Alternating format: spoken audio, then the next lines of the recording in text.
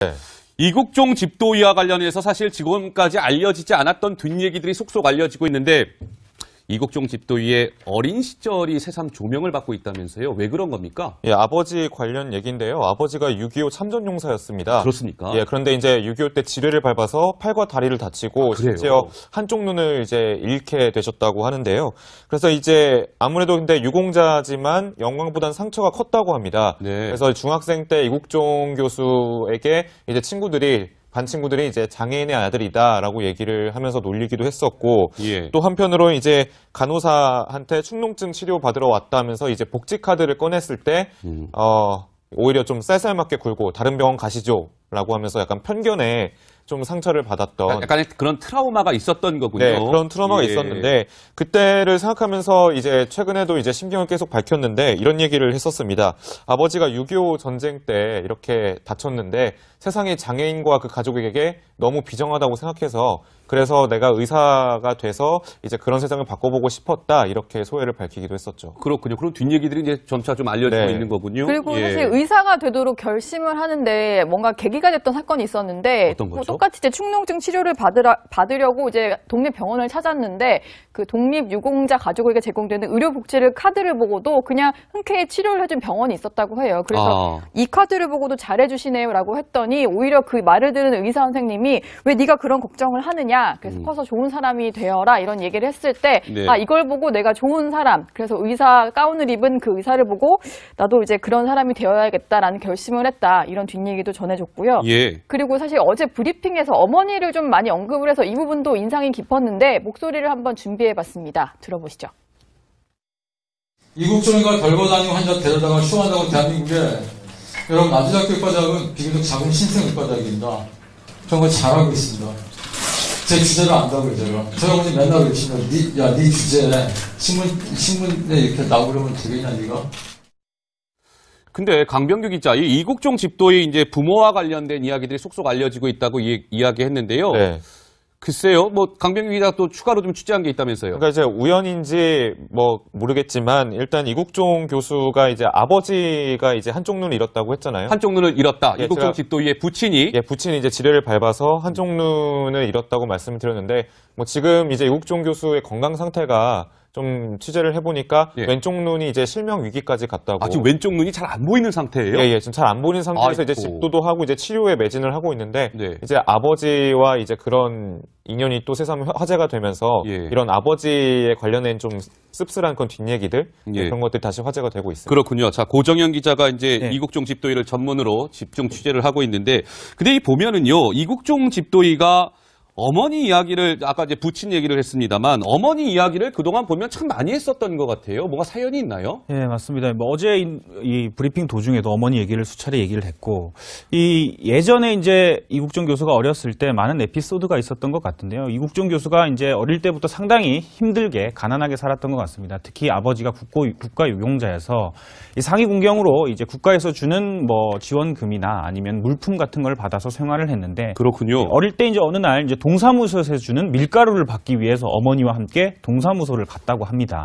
그런데 남들의 눈을 피해서 저녁 늦지막하게 갔다고 하는데 이 밀가루를 받아서 어머니가 머리에 이고 오다가 돌아오는 길에 어딘가에 발에 걸려서 넘어져서 밀가루를 땅바닥에 완전히 흘렸다고 합니다. 그래서 이제 두 모자가 이제 힘들게 밀가루를 쓸어 담으면서 갑자기 울컥했는지 두 사람이 이제 길바닥에 앉아서 눈물을 쏟았다고 하는데 이 밀가루를 담으면서 어머니가 그런 말을 했다고 합니다. 뭐라고요? 이 남자는 죽을 때까지 길바닥에서 일하다 파편처럼 흩어져야 된다. 돌아가기보다는 차라리 부딪혀서 산산조각 나는 게 낫다. 내가 이렇게 힘들게 살아도 계속 일 열심히 하고 하면은 이제 행복하게 살 수 있다. 이런 의미로 아마 이런 말을 했던 것 같습니다. 그러니까 아까 강병규 기자가 말했듯이 이제 이국종 교수가 2년 전부터 한쪽 눈을 거의 실명 상태에 있는데 그게 일을 너무 많이 해서 이렇게 됐다고 합니다. 그래서 한 언론 인터뷰에서 물어봤다고 합니다. 아니 눈을 잃게 됐는데 이 치료 과정에도 힘들 것 같고 집도를 하는데 힘들 것 같은데 어떻게 생각하냐 하니까 웃으면서 허허 뭐 일을 하다가 뭐 죽으면은 비석 하나 세워지면 되지 않겠습니까? 이렇게 넉넉하게 웃으면서 받아쳤다고 합니다. 굉장히 대담한 집도입니다. 그런 측면에서 보면. 제 주제를 안다고요, 제가. 저희 어머니 맨날 그러시면 네 주제 신문에 이렇게 나오려면 되겠냐, 네가? 근데 강병규 기자, 이 이국종 집도의 이제 부모와 관련된 이야기들이 속속 알려지고 있다고 이야기했는데요. 네. 글쎄요, 뭐 강병규 기자 또 추가로 좀 취재한 게 있다면서요. 그러니까 이제 우연인지 뭐 모르겠지만 일단 이국종 교수가 이제 아버지가 이제 한쪽 눈을 잃었다고 했잖아요. 한쪽 눈을 잃었다. 예, 이국종 제가- 집도의 부친이 예, 부친이 이제 지뢰를 밟아서 한쪽 눈을 잃었다고 말씀을 드렸는데 뭐 지금 이제 이국종 교수의 건강 상태가 좀 취재를 해보니까 예. 왼쪽 눈이 이제 실명 위기까지 갔다고. 지금 왼쪽 눈이 잘 안 보이는 상태예요. 예, 지금 잘 안 보이는 상태에서 이제 아이고. 집도 이국종 집도의와 관련해서 사실 지금까지 알려지지 않았던 뒷얘기들이 속속 알려지고 있는데 이국종 집도의의 어린 시절이 새삼 조명을 받고 있다면서요. 왜 그런 겁니까? 예, 아버지 관련 얘기인데요. 아버지가 6.25 참전용사였습니다. 그렇습니까? 예, 그런데 이제 6.25 때 지뢰를 밟아서 팔과 다리를 다치고 그래요? 심지어 한쪽 눈을 이제 잃게 되셨다고 하는데요.